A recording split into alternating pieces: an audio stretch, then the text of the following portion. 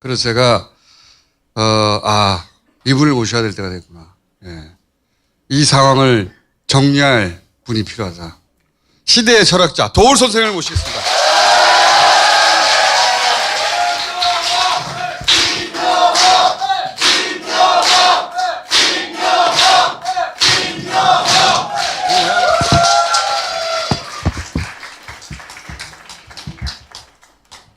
선생님 오늘 준비물이 많네요. 잠깐만 들어볼까요? 조국의 석사학위 논문을 제가 보게 되었는데 그 자리에서 뒤로 쓰러질 뻔했습니다. 얼마나 충격을 받았는지 그 논문의 전체 내용을 한마디로 말씀을 드리면 공산주의를 만들기 위해서 한국교회는 없애버려야 된다.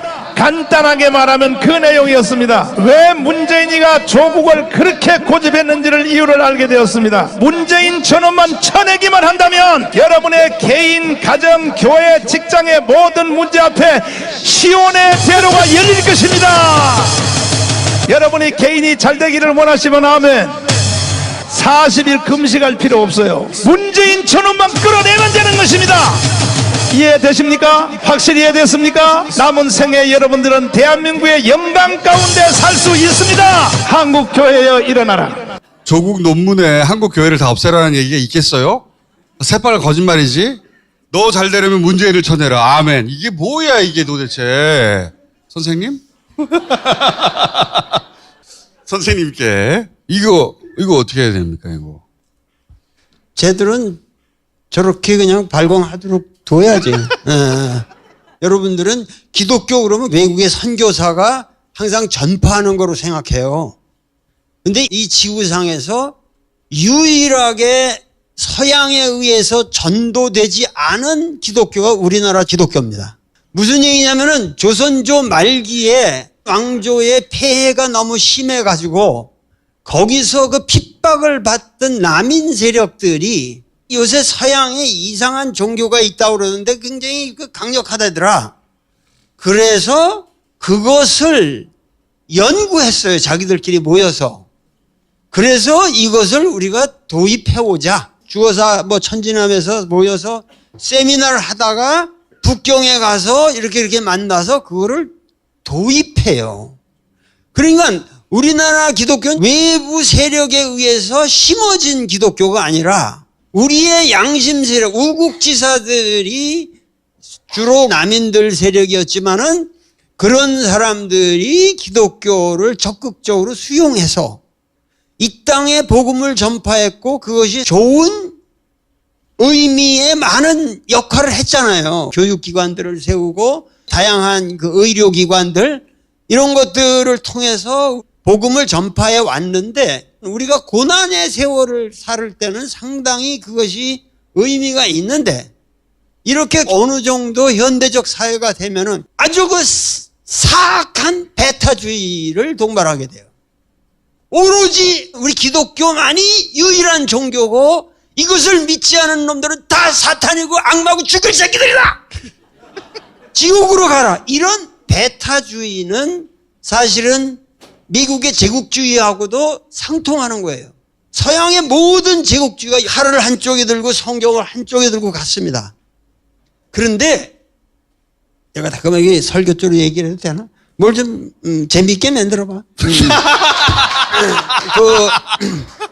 아니, 강의를 하시길래 일단 좀 듣고요. 예. 역시 이거는 주제가 좀 특별해서 예. 강의를 해야 될 것 같아요. 그죠?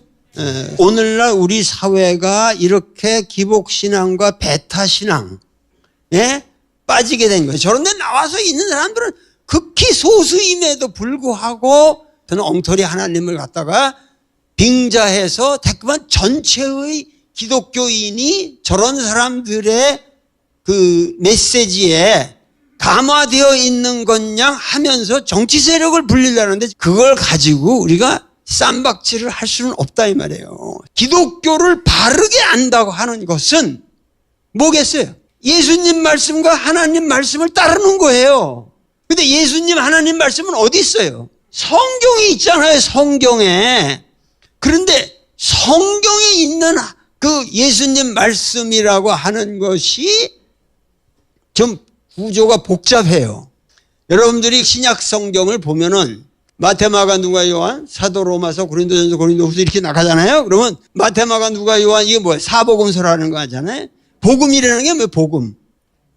복음이라는 게 복복자에다가 소리 음자니까 복된 소리다 그러는데 요새 말로 하면 good news. 유앙겔리온. good news라는 얘기예요. 예수가 살았던 그 팔레스타인의 그 당시 유대 사회라고 하는 것은 아주 그냥 사악한 배드 뉴스만 가득 차 있었단 말이에요. 그때 로마가 지배해가지고 이 팔레스타인이라는 건 완전히 노예 생활을 하고 있을 때에 그 예수의 삶 자체가 굿뉴스라 이거예요. 그 삶 자체가 예수라는 사람이 어떤 사람이냐를 가르쳐주는 하나의 문학 장르인데 그거를 우리가 복음이라고 불렀단 말이에요. 거기에 뭐냐면 4개가 있어요. 4개. 마태, 마가, 누가, 요한. 여러분들 이 4개를 정확하게 다 비교해 본 사람은 없을 거예요. 목사님들이 그런 것도 안 하기 때문에 그냥 아무 데서나 이렇게 인용해가지고 그냥 구라치는 거거든, 설교라는 게. 그러니까 이 단장치의라고 하는 이 단편을 한 구절 해가지고 구라치는 거는 그건 성경을 읽는 태도가 아니에요. 성경을 읽는다고 하는 것은 성경을 전체적으로 읽어야 되고 특히 우리나라 번역 성경을 가지고 절대적으로 그걸 연구할 수가 없어요. 반드시 그 오리지널 랭귀지가 그래도 코이네라고 하는 히라보로 되어 있기 때문에 히라보 성경을 읽어야 됩니다. 내가 히라보 성경 읽겠어요? 못 읽겠어요? 물론 읽죠. 평생을. 그러니까 근데 4개는 그대로 읽어보면은 전체를 그 예수가 다르다니까요. 4명의 예수가. 그래요? 아주 다른 예수예요. 그런데 왜 이 4복음서가 그대로 이렇게 서로 상치되는 것들이 여태까지 왔냐? 그대로. 성경을 안 읽었기 때문에 그래요. 목사님들 성경 안 읽어요. 왜? 성경은 모시는 거예요. 그냥. 믿는 거예요. 신앙심을 가지고 믿는 거지. 여러분들 성경을 갖다가 지금 검찰이 조국 조사하듯이 조사해 본 적 있어요? 아니 성경을 그렇게 조사해 본 적 있냐고. 나는 조국 검사보다 더 센 검사예요. 성경에 대해서. 진실을 알려면 그렇게 학자라는 건 그렇게 해야 되는 거예요. 서구의 신학자들도 성경을 못 읽어요. 왜? 2000년 동안 그 엉터리 관념에 쩌든 사람들이기 때문에 나처럼 신선하게 읽을 수가 없다고. 왜냐하면 나는 이 성경에 대해서 이 전통에 대해서 완전 아웃사이더잖아요. 그렇게 신앙의 그 무조건적 복종의 신앙의 대상으로 그냥 받들 수는 없는 거 아니에요. 그러려면 우선 정확하게 히라보로 정확한 대조를 해가면서 읽어야 되는데 이것만 해도 내가 50년 작업이요. 50년을 했어요. 내가 이 작업을. 그게 왜 했냐? 그게 재밌으니까. 이 문헌학적인 탐색이라는 게 엄청 재밌거든요. 그리고 내가 중국 고전학자지만은 성서의 이러한 분석 방법이 내 고전을 연구하는데 굉장히 도움을 줘요. 예수가 한 30살에 죽었다 그러면 AD 30년에 죽었다고 그렇게 보자고요. 그러면 AD 30년에 죽고 나서 한 20년 동안 이 기독교를 만든 사람이 누구냐? 그거는 예수의 제자들이 아니라 그들 집단을 박해하던 사도 바울이라는 이상한 사람이었어요. 이 바울은 엄청난 지식이네요. 이 사람은 여기 팔레스타인 사람이 아니고 다르수스라고 저 아주 고도의 문화를 가진 히랍 문화권에서 태어난 사람이에요. 그러니까 지금으로 친다면 뭐 프린스턴이나 이런 데서 대학을 다니면서 했던 사람인데 이제 그 교포로 원래 유대인이기 때문에 벤자민 파기 때문에 돌아와서 국세청장 같은 건 비슷한 거 하거든요. 그러니까 센 사람이죠. 아주 그건 모든 사람이 무서워하는 사람이에요. 근데 이 사람은 벤자민 파의 그 오소독스한 사람이기 때문에 유대인이기 때문에 예수가 그 해서 십자가에 못 박혀서 죽었다 그러는데 그 미친놈들이 그걸 부활했다고 그러고 이런 놈들이 그 요새 난동을 부린다. 이 자식들을 죽여 없애야 한다 그래가지고 그 무자비하게 박해를 하거든요. 그래가지고 어느 날 다메섹으로 가는, 다마스커스라니까, 다메섹이라는 게 다마스커스니까 지금 시리아 그쪽에 있는 도시로 가다가 예수가 왜 하늘에서 사울아 사울아, 그때는 이름이 사울이었잖아요. 사울아, 네가 왜 나를 박해하느냐. 거기서 어떤 인스피레이션을 얻고 이 사람이 생각을 바꿔요. 우리가 지금 민족적인 위기에 이런 상황에서 이 사람이 진정 부활했다고 한다면 이 부활 사건을 통해서 우리 민족을 구원할 어떠한 실마리가 얻어지지 않을까. 그러고 나서 3년 동안 아라비아 사막에 혼자 가서 딱 토구를 파고 정절을 합니다. 그래가지고 교회 운동을 하기 시작해요. 그걸 이방인을 위한 사도다 그래가지고 모든 유대교 외의 지역에 전파를 해가지고 그 사람의 전도가 엄청난 성공을 거둬요. 그런데 바울은 예수를 만났어요? 못 만났어요? 그리고 갈릴리 사람이 아니에요. 갈릴리가 아무 관계 없어요. 이 사람은 외국에 있다가 온 사람이거든요. 그러니까 예수를 전혀 몰라요. 근데 어떻게 예수를 그렇게 해서 기독교를 만들 수 있었느냐? 예수는 죽었다 부활했다. 이 하나의 사태를 가지고 심오한 철학을 만들어요. 그래서 그 심오한 철학을 자기가 각 만든 교회에다가 쓴 편지들이 로마 교회에다가 보낸 거는 로마서라고 하고 고린스라고 여기 고린도 양식이라고 하잖아요. 고린도에다 보낸 거는 고린도전서, 고린도후서라고 합니다. 갈라디아에 보낸 갈라디아서라고 아시겠죠? 에베소의 교회에다 보낸 건 에베소라. 그건 바울의 편지입니다.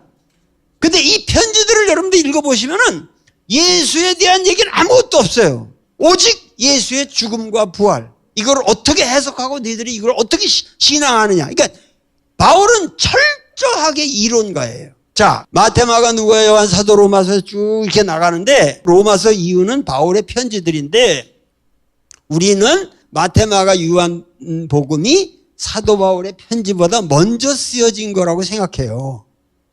배열이 그렇게 돼 있으니까, 그죠? 기독교 문헌 중에서 제일 먼저 성립한 것이 바울의 문헌입니다. 바울의 그러니까 대성공을 거둬가지고 이 이방인에 대한 대단한 교회가 생기자마자 딴파들이 생겨나죠. 야, 저 새끼는 예수를 만나지도 못했고 제가 푸는 구라는 그럴듯한데 예수의 참모습은 저런 게 아니었어. 진짜 예수가 있었어. 갈릴리에 가버나움에서 베드로와 어부하고도 하고 많은 세리들 장녀들하고도 놀고 술도 마시고 이러던 예수가 있었어.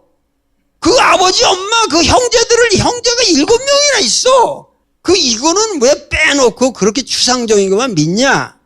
그렇게 하면서 점점 예수 그 인간을 알아보자고 하는 운동이 생겨납니다. 그래서 이들이 예수의 어록을 먼저 편찬했어요.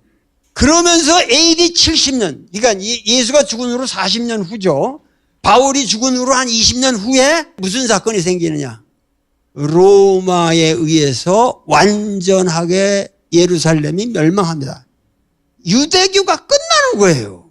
이 로마 군단이 그냥 몰려오는데 예루살렘 그 성전 안에는 그 지성소가 있는 데는 가기만 하면 다 천벌어봐 죽는다고 그랬거든. 그래서 유대인들이 다 쳐다보고 있었어요. 감난산에 올라가서 야, 저 새끼들 막 성전으로 들어가는데 저 다 죽을 거다. 죽긴 한 새끼나 죽어. 그러면서 소위 말해서 다이아스포라 유대인들이 다 세계로 흩어지게 되는 거예요. 그래가지고 그 멸망의 폐허 속에서 자, 우리 민족이 살 길이 있다. 예수를 발굴하자. 이거예요. 예수의 삶을 재건하고 여기에 담겨져 있는 이 진실을 가지고 유대 민족의 정신을 새롭게 복원하자. 이래가지고 마가라는 사람이 최초로 복음서라고 하는 문학 장르를 만든 겁니다. 그러니까 이 마가복음이라고 하는 것은 여타 사복음하고는 전혀 성격이 달라요. 오리지널이라고 하는 거는 완전 창조인데 생으로. 그걸 가지고 어떻게 덧붙여서 만드는 건 아무것도 아니에요. 그러니까 사복음 중에서 오리지널한 복음이 바로 마가복음이에요. 마가복음 자료를 가지고 마태, 누가복음이 정보판을 만들었다는 거는 문헌학적으로 아무도 부정할 수 없게 다 분석이 되거든요. 그거를 한 20년 있다가 철학적인 체계를 가지고 완전히 심오하게 만든 게 요한복음이라고. 그러니까 마태복음을 읽다가 보면은 마태복음은 정보판이고, 그러니까 그게 근사하거든. 이 얘기들이, 그러니까는 마가는 마태의 불완전한 버전처럼 우리가 생각하게 된다. 그래서 여태까지 마가복음을 제대로 읽지를 않았어요. 그런데 마가복음은 타 복음서와 비교해서 읽을 성격의 게 아니죠. 이건 오리지널한 최초의 복음서니까 마가는 오로지 마가의 언어로만 읽어야 돼요. 그 최초로 마가복음을 마가복음으로만 읽는다고 하는 이 어려운 작업을 수행한 사람이 한국에 있었다.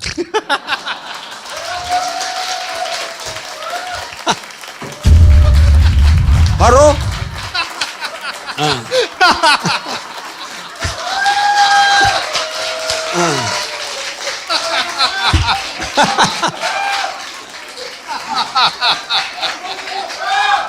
아니 생각을 해보세요.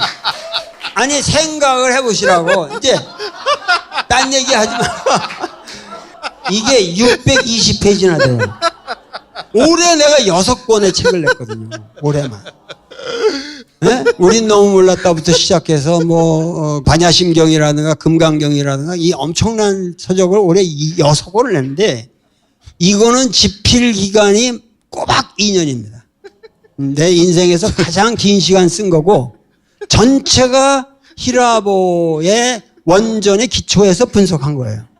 선생님, 이게 제가 20분 동안 푹 빠져 듣고 있다가 정신을 차려보니까 책 광고야. 아니 와, 재밌다고 듣고 있다가 이거는 책 광고가 아니고 무슨 얘기냐면은 이거를 아까 얘기했듯이 전무엇인가 하는 사람 나 이름 담기도 싫은데 입에 누구 목을 딴다는 나 이런 흉악한 얘기들을 가지고 나는 한국이 기독교인을 모독할 생각이 없고, 기독교 자체를 우리가 제대로 알아야 된다. 그러려면은 성경을 읽어야 되는데, 성경에 있는 예수의 참모습을 알려면 오로지 마가다 이거예요. 알겠습니다. 마가. 근데 그리고 그 마가를 유일하게 한국에서 제대로 읽은 사람이 선생님이고, 그리고 그 유일하게 읽은 사람의 유일한 책이 나왔다는 거예요.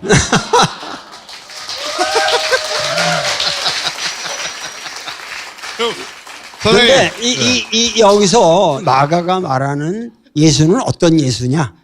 요거만 얘기를 하면 오늘날의 정치 상황과도 우리가 이게 딱 맞잖아요. 근데 선생님 얼마입니까? 네? 책? 이거? 예.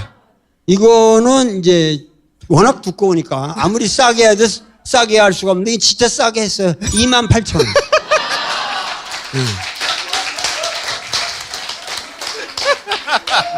자, 그 다음 진도 나가주세요. 예. 네, 진도. 마가가 본 예수는 어떤 사람인가? 마가 본 예수는 어떤 사람이냐? 이거를 알아야 이제 우리가. 근데 그렇죠. 그게 오리지널 예수의 모습입니다. 네, 오리지널 예수의 모습. 네.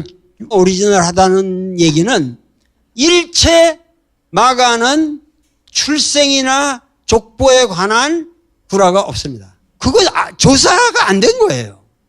근데 마태는 열면 족보부터 나오잖아요. 하나님의 아들 아담과 이브 아브라함을 해가지고 누가 누굴 낳고 누구 낳고 해서 요셉이 낳고 해서 예수가 다윗의 중간에 왕이 들어갈 거고 이렇게 족보부터 나오고, 그리고 그 구육관에서 말구유에서 태어났다는 둥 이런 얘기들 나오잖아요. 마가에는 일체 없습니다. 어디부터 시작하냐? 예수가 세례 요한한테 세례를 받는 장면으로부터 시작해요.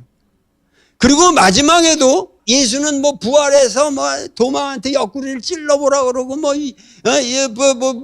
갈릴리 가서 어부들한테 그물을 던져버려서 그래가지고 있다가 다시 승천했다. 이런 생구라가 없어요. 그러니까 사도 바울이라는 사람이 기독교를 워낙 신화적인 형태로 이미 구축을 해서 예수의 삶이라는 건 어떤 신화로 이게 덮여 있기 때문에 무지하게 재밌어요. 사실은 5천 명이 여기 있는데 아유 뭐 이게 다 굶어 죽게 생기는데 내가 설교를 하다 보니까 다 배고프다고 그런다. 이거 어떻게 먹여야 되냐? 5어 2병인가? 네. 5병이요. 5병 2어가 떡 5개랑 생선 2마리가 있다. 그것도 이렇게 마이크로로 찢으면 뭐 5천 개가 될 수도 있겠지만 자 거기에 말이죠. 그 예수를 정말 좋아하고 따라오는 우리 어준 총수를 좋아하는 여기 많은 분들이 있잖아요. 그런 사람들이 왜 없겠어요? 그럼 5천 명이 먹을 그 분량이 그 당시 200데나리온이라는데 1데나리온이라는 게 한 사람의 하루 노동해서 버는 돈이니까 200데나리온이라는 게 큰 돈은 아니에요. 그러면 누군가 200데나리온을 내서 음식을 해서 먹었을 수도 있죠. 5천 명이. 근데 그렇게 쓰면 재미가 없잖아. 알겠어? 문학이라는 건 그렇게 안 되는 거예요. 그러니까 하늘에 축도하고 그냥 띄어서 나눠주는데 다 배불리 먹었다. 우와! 이거 얼마나 대단한 기적적인 사건이냐. 근데 이 기적적인 사건에서 중요한 건 뭐야? 그 배고픈 군중 속에서도 있는 거를 나눈 겁니다. 그죠? 그러니까 그 상징성이라는 여러분들 성서를 읽는 태도라는 게 우리의 상식과 예수의 모든 기적적인 설화다든가 이런 거를 그게 결코 배치되는 게 아니에요. 신앙과 상식은 연속적이어야 한다. 그만큼 우리의 상식은 모든 이적과 초월과 신비를 포섭하는 것이다. 그러니까 오늘날 우리나라 기독교인들의 문제가 뭐냐면은 신화를 신화로서 해석할 줄을 모른다는 거죠. 신화를 오로지 사실로서만 강요하기 때문에 거기에 배타가 생기고 잘못이 생기는 겁니다. 예수의 삶은 여기서 마가가 조사해 본 결과는 그게 언제 태어나고 이런 거 아버지가 누구 이런 거 몰라요. 이런 거 몰라요. 그리고 죽어서 살아나는지도 몰라요. 예수는 인간이었으니까. 그런데 그 인간을 인간으로만 쓰면 문학이 안 돼. 전도가 안 돼. 그래서 마가복음의 끝은 뭐냐면 세 여자가 무덤을 찾아갑니다. 근데 가보니까 빈 무덤이었다. 이미 너희들이 찾는 예수는 갈릴리로 갔다. 이런 얘기를 듣습니다. 그래서 세 여자가 무서워서 벌벌벌벌 떠는 걸로 딱 끝나요. 이게 문학적으로 볼 때 예수가 태어나서 내가 살았다 이게 아니고 빈 무덤 얼마나 이 상징적이니까 이게 빈 무덤 그리고 예수는 갈릴리로 갔다. 무슨 얘기인 줄 알아요? 예수는 갈릴리에서 이적을 해하고 모든 가난한 민중과 더불어 살았기 때문에 그들의 추억 속에 항상 있는 겁니다. 그런 사람이 부활하기 쉽죠 쉬워. 그렇잖아요. 김어준도 영원히 부활할 거예요. 예수 비슷하게도 생겼어. 그러니까 이 부활 사건이라는 거를 그렇게 해석하면 너무 이지적으로 생각하는 거 아니냐. 그렇지 않아요. 마가복음에 보면은 갈릴리와 예루살렘이 이렇게 대척적으로 나타납니다. 예루살렘이라는 건 압박의 도시고 사람을 찍어 누르는 데고 율법으로 괴롭히는 데고 모든 권력자들이 횡패를 부리는 데예요. 그러나 갈릴리는 그 먹지 못해서 우르르 거지들 같이 이런 사람들이 떼지어 댕기는 거 오클로스라고 민중이라는 표현을 썼어요. 무리라고 표현했는데 그들과 더불어 사는 예수. 그 힘든 거기에서 최초로 세례 요한한테 세례를 받는다는 것은 뭐냐면 세례 요한의 제자였다는 얘기죠. 근데 세례 요한이라는 게 세례가 뭡니까? 요단강으로 사람들 오라고 그래. 그래서 사람을 풍 빠뜨렸다가 풍 빼내면 뭐야? 너는 죄사함을 얻었다. 이 세례라고 하는 건 세례 요한이 최초로 발명한 거예요. 그러니까 민중들한테는 이 세례라는 게 파워풀한 거예요. 모든 율법은 내가 뭘 어기지 않나 하는데 물이 한번 펑 퍼져요. 딱 하면서 죄사함을 얻었다. 이 대중운동이 어마어마한 세력을 가지고 정치 세력화했어요. 예수는 거기에 가담을 해서 사상적으로 큰 사람이죠. 그런데 결국은 이 세례 요한보다는 이 사람은 새로운 생각을 한 거예요. 갈릴리에 예루살렘 근처에서 이제 세례 요한을 만나거든요. 그리고 갈릴리로 돌아와서 최초로 선포한 것이 뭐냐면 때가 찼다. 때가 찼다. 여기 때라는 건 카이로스라는 말이에요. 카이로스라는 히라보는 크로노스, 이 시계의 시간이 아니에요. 카이로스라는 건 요새 말로 하면 타이밍, opportunity, chance. 그야말로 기회가 왔다. 어떤 새로운 찬스가 왔다. 뭐죠 그 다음에?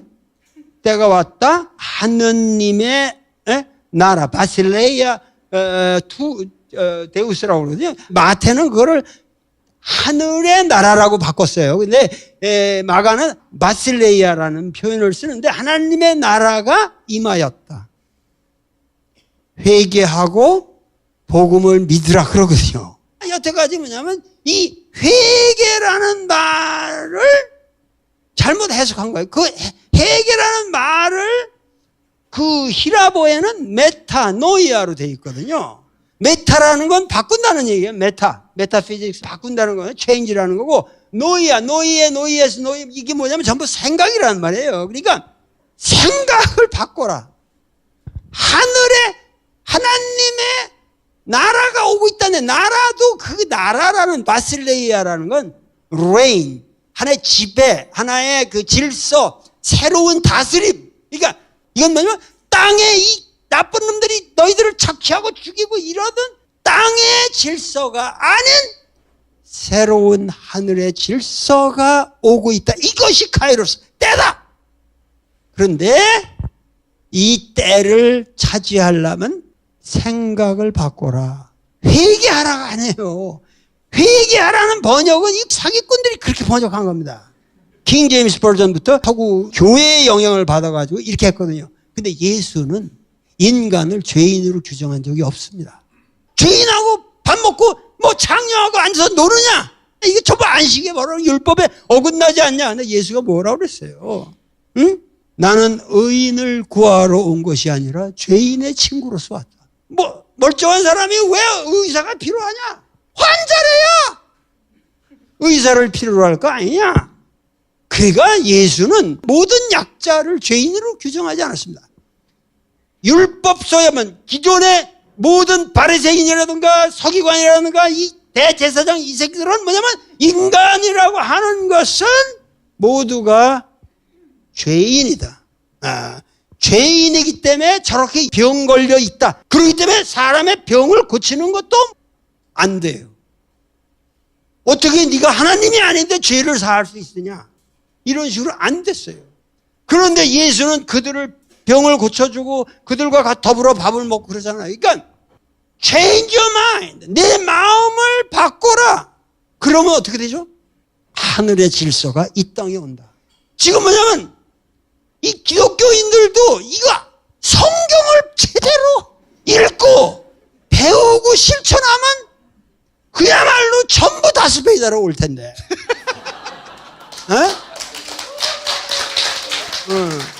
내 말이 틀려? 그러니까 우리가 성서를 제대로 알아야 한다는 거죠. 성서를 알아야 돼. 아멘. 좋았어. 그래서 뭐냐면 내가 너무 얘기를 길게 할 수는 없잖아. 지금 몇 분이나 더 남았나? 근데 이거 들을 만한 얘기잖아요. 이거. 재밌어요. 예. 들을 만한 얘기잖아요. 질문 하나 있습니다. 그러면 그 예수는 굉장히 진보적인 사상가이자 혁명가였네요. 말하자면. 네. 보수적인 기존 체제에 저항하는 대단히 진보적인 사상가였던 거 아닙니까? 그렇죠?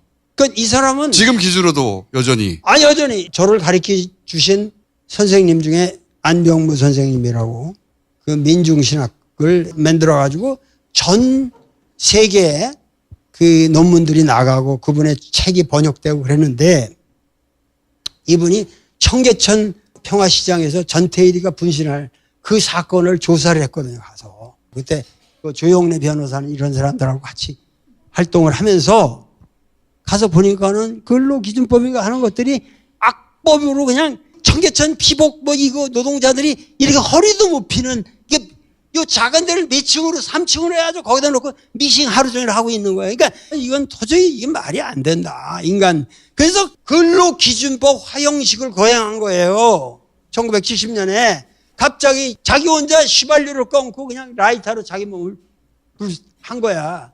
그래가지고 그 불쏘시개로 자기 근로기준법이라는 걸 손에 들고 뛴 거예요. 3분을 그렇게 한다. 아무도 그걸 말지도 않고 방치를 했어요. 그리고 인근병원에 실려가는데 거기서 15,000원짜리 주사인데 그거를 놀라면은 네 그 근로 뭐에 그 대빵한테 가서 뭐를 받아오라 이거야. 그래가지고 15,000원짜리 주사도 못 놔주고 결국은 성모병으로 후송됐다가 거기 응급실에서 죽어요. 이런 참혹한 현실 속에서 모든 우리나라 노동운동이라는 게 전태일로부터 시작한 겁니다. 전태일 사건으로부터 일어난 거예요. 안병무 선생이 한 얘기가 유명한 게 있어요. 태초에 말씀이 있었던 것이 아니라 태초에 사건이 있었다. 사건. 그 사건은 예수 사건인데 그 사건은 뭐냐? 그 사건은 행위, 행위라는 거예요. 그 행위는 민족의 복음이라는 거예요. 근데 그 예수 사건은 사건이기 때문에 항상 일어날 수 있다는 거예요. 갈릴리 지평에만 있는 게 아니라는 거예요. 전태일 사건이야말로 이 조선 땅에서 피어난 예수 사건이다.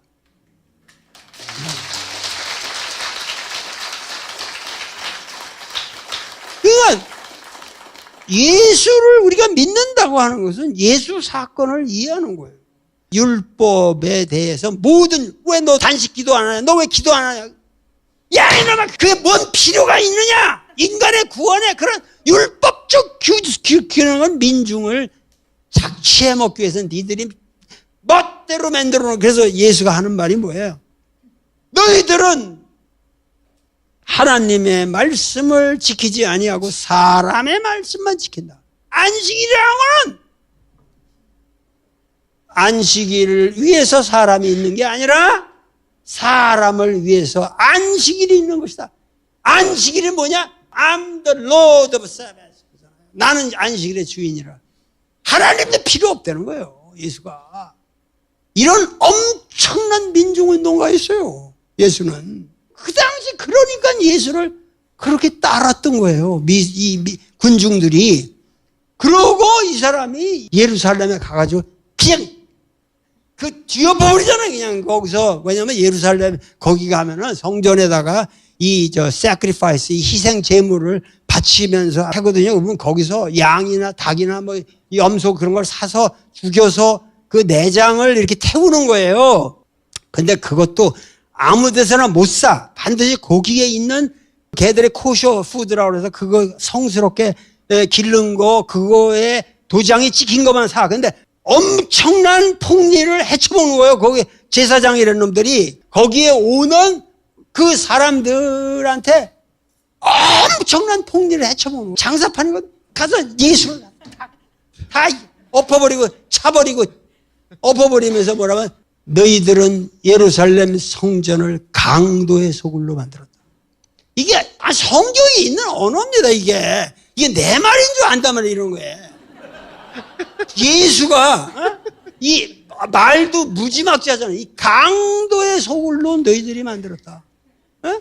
그러니까 예수가 얼마나 혁신적이고 위대한 인물이었나. 그렇게 하고서 그 죄로 누명을 써가지고 로마 형틀에 매달려가지고 죽잖아요. 중요한 게 있어요, 여기.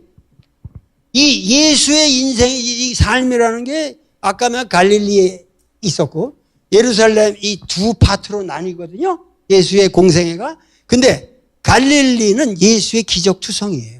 그 기적을 행한 민중의 신심을 배경으로 해서 예루살렘으로 가는 거예요. 그러면 이 마가복음의 특징이 뭐냐면 그 예루살렘으로 올라가는 그 이후로부터는 전혀 뭐냐면은 기적이 안 일어나요. 왜? 예수가 지금 가야 할 길은 순환의 길입니다. 패션. 고난의 길이고 순환의 길이고 십자가에 못 박혀 죽는 건데 그 죽으러 간다는 걸 알아요. 전태일도 자기가 죽는다는 걸 알고 한 거 아니에요. 예수는 예루살렘에 와서 다 뒤엎을 때 죽을 생각 안 했겠어요? 그래서 결국 골고다로 간대.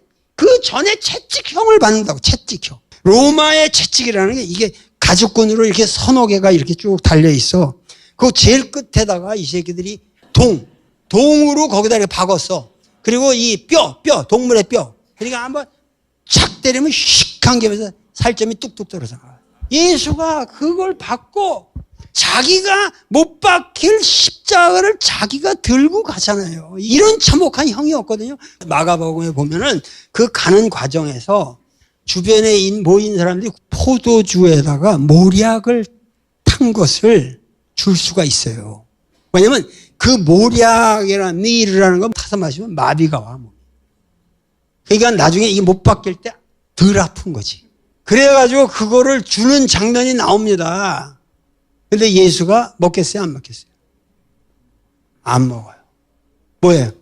나는 깨끗한 정신으로 세상의 죄악을 다 걸머쥐고 끝까지 말짱한 정신으로 죽겠다. 이거예요. 그게 마가복음에 명료하게 나타나요. 그러고 올라가서 못 박힌 후에 나중에 뭐라고 그랬어요? 엘리 라마 사막다니, 나의 하나님 어찌하여 나를 버리시나이까 하고 돌아가셨어요. 나는 이게 기독교의 클라이막스라고 생각합니다. 어찌하여 나를 버리시나, 나는 하나님의 아들이라고 살았는데 결국은 나는 이렇게 죽는구나. 그 순간에 인간으로서의 절망감이죠. 그래도 하나님 나를 살려주시지 않았는데, 이런 게 뭐가 있었겠지. 믿는 구석이라도 조금. 그런데 끝내 나는 인간으로 가는구나. 그런 거 아닙니까? 이거 정직하게 해석해야지. 왜냐면 겟세마네 동산에 가서 그 전에 기도를 하는 장면이 나와요. 그러면서 하나님은 뭐든지 하실 수 있으니까 이 고난의 잔을 거두어 주십시오 이런다고. 가져가라. 그러니까 날 죽이지 않을 수도 있지 않냐. 이런 나약한 기도도 한다고요. 이게 여러분, 예수의 전기를 제대로 된 하나의 드라마로서 읽어야 됩니다. 그래가지고 마지막에 뭐냐면 올라갔을 때 절망이죠. 절망. 끝끝내 나를 버리시는군요.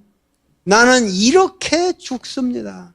아무도 구원이 없어요. 디바인 인터벤션이 전혀 없어요.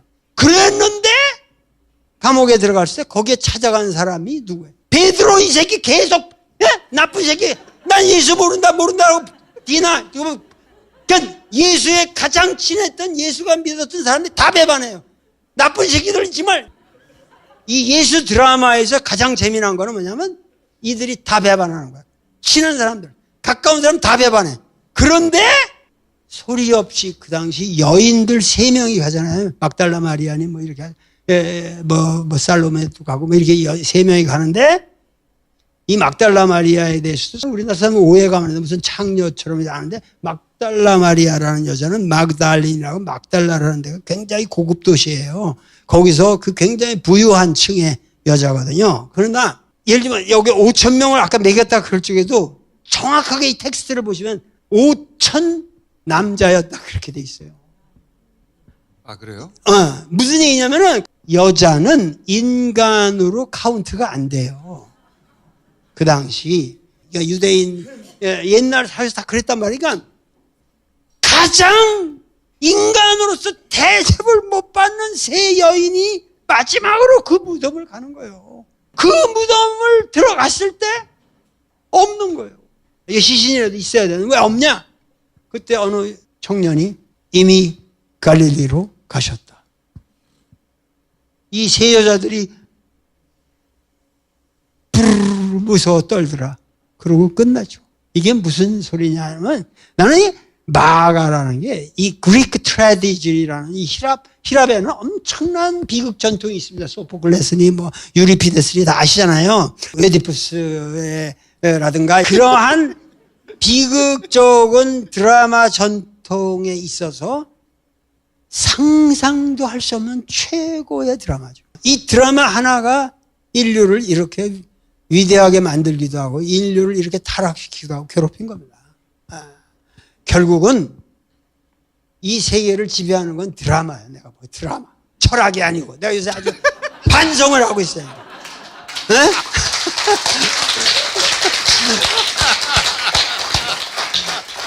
그래가지고 뭐냐면은 그러한 이 예수의 삶을 보면서 가장 내가 감동을 받는 거는 결국은 그 절망 속에서 예수가 십자가에 못 박혀서 그렇게 처참하게 돌아갔기 때문에만 그는 부활할 수 있었다. 그러니까 오늘날 우리가 당면한 이 처참한 우리에게 모든 절망감을 안겨주는 사건들, 국내 문제도 그렇고 미국이 방위금 더 내라고 그러고 이게 터무니없는, 내가 나와서 그냥 싸우고 싶은데 이게 안 되잖아요. 그럼 뭐냐? 내가 왜 여기 나오겠어요? 이거 팔라고 나온 게 아니에요, 내가. 어? 이거 팔라고 나온 게 아니라 이거는 그냥 부수적인 거고, 오로지 뭐냐면 예수를 바르게 믿는다는 건 뭐냐? 십자가에 못 박히는 거죠. 십자가에 못 박힌다는 건 그게 뭐냐? 어떠한 고난 속에서도 자기를 버리는 거예요. 그게 예수가 말한 내 이웃을 내 몸과 같이 살아라. 계율에는 이것보다 더 큰 계율은 없나니라. 결국 기독교의 핵심은 인간에 대한 사랑입니다. 저렇게 흉악한 소리들을 하고 이런 거를 어떻게 우리가 기독교라고 그럴 수 있느냐? 이건 기독교가 아니라 광란입니다. 광란. 진짜 기독교의 정신은 사랑의 정신인데 뭐냐면 먼 인류를 사랑하는 거예요. 큰 마음을 갖는 거예요. 이게 원효가 말하는 일심이라는 거예요. 원효 대사께서 말씀한 한 마음이라는 거예요. 인간을 사랑한다는 건 궁극적으로 내가 십자가를 치는 것이고 나를 버리는 거고 무아의 이 실천을 하는 거예요. 그렇게 해서 우리가 남북이 어떻게든지 이념을 초월해서 어떠한 이념적 대결이 아닌 그러한 큰 마음을 우리가 갖자. 이거를 나 사상가의 사명이라는 건 끊임없이 계몽해야 되잖아요. 전달해야 되잖아요. 그러니까 이런 책을 쓰는 거고 이 책을 가지고 다스베다에 나오는 거죠.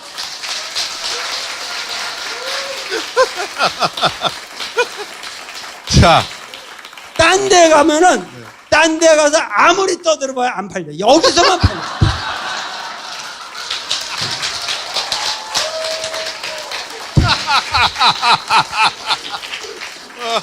선생님 이제 책은 충분히 팔릴 것 같고요. 이제 더 하면은 갈 길을 잃을 것 같아요. 또 잘못하면 기독교 국가가 돼버릴 것 같아요. 그러니까 앞에 정광환 목사 같은 사람은 예수하고 아무 상관이 없는 사람이네요. 아니, 상관없어요. 그리고 제대로 된 기독교를 이해하려면 그 책을 꼭 읽어야 되는 것이고. 맞아요. 이 책. 네. 그럼 눈이 확 뜨이면서 인류를 사랑하게 되는 거죠. 네.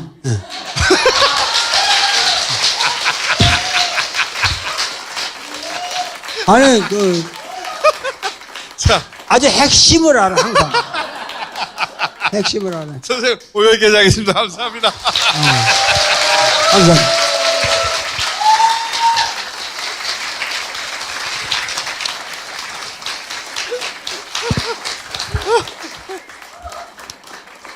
이게 전 세계에서 가장 고급진 책 광고예요.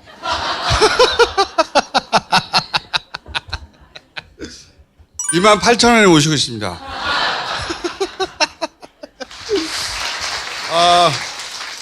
감사합니다. 하여튼 여러분들 너무 감사합니다. 네, 감사합니다.